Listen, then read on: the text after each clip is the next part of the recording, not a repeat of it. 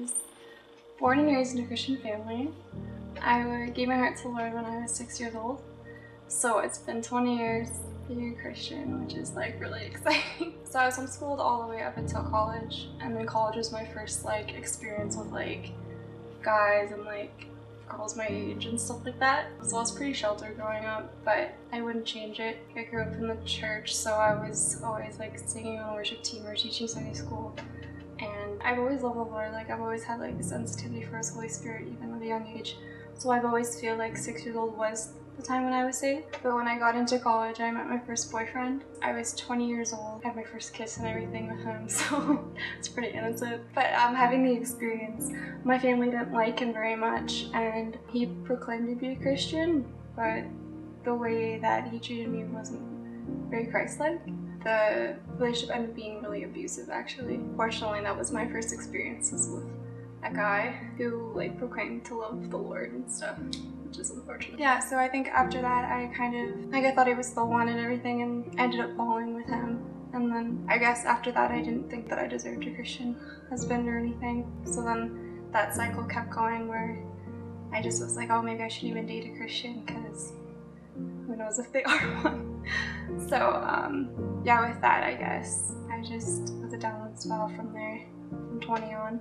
Really they got me out of that abusive relationship, so I was always still close with God.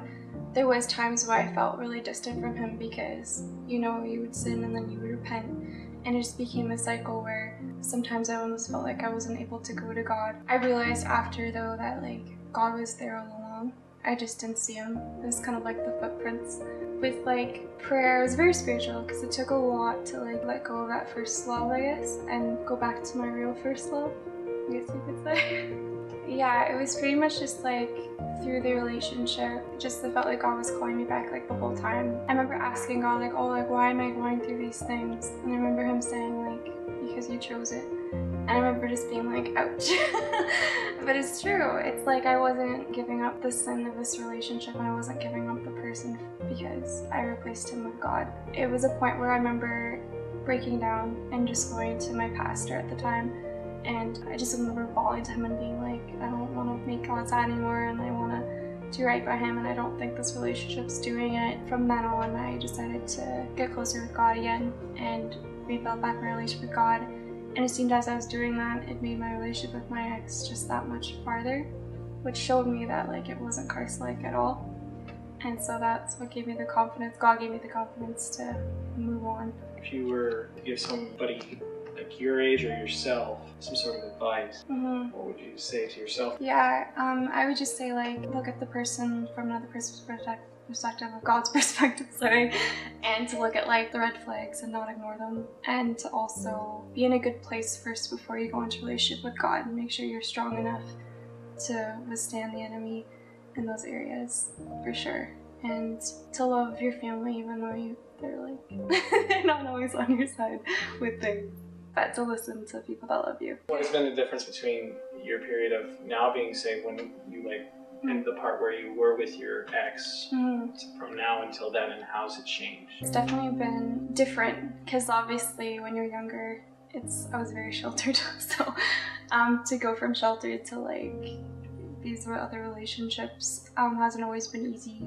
but definitely going back to God whenever I fall or like in those periods of dry times, to just trust God and continue to stay like grounded in the church and around Christian friends have really helped for sure. Keep me motivated to stay on the straight and narrow. Devotionals really help. I really like Joyce Meyer and listen to Christian music, and really having good close girlfriends that are like Christian, that can relate to you or give you advice or remind you that you're not crazy in some things, because girls can be crazy. What was the one moment that like God showed up the most and pulled you out of that?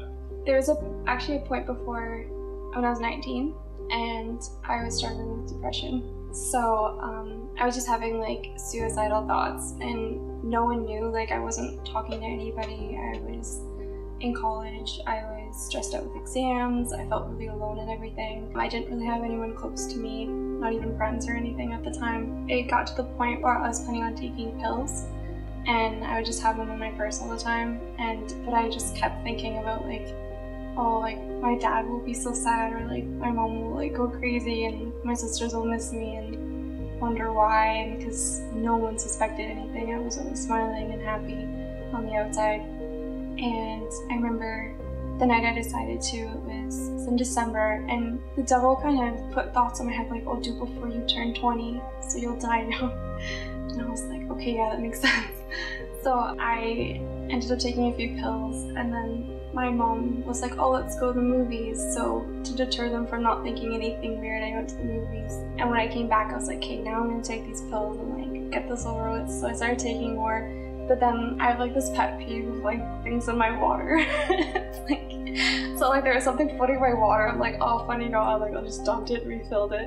And then something really crazy supernatural happened where I was like this far from the sink, and the pills like just flew in the sink on their own. And I was like, oh my gosh, like now you're really telling me not to do this. And the whole time I was dealing with the depression, I felt like there was an angel and devil on my shoulders, and like God was always like calling me and being like, Danielle, like I can heal you. And then the other one's like, don't tell anyone, like you can do this. And so I kind of took a break because that was crazy. I like went in my bedroom, and my sister was there, and she saw I had the pills, and I made an excuse for being like, oh, I need them for this. She went through depression herself, so I kind of asked her like about it, and I was like, have you ever felt like suicidal?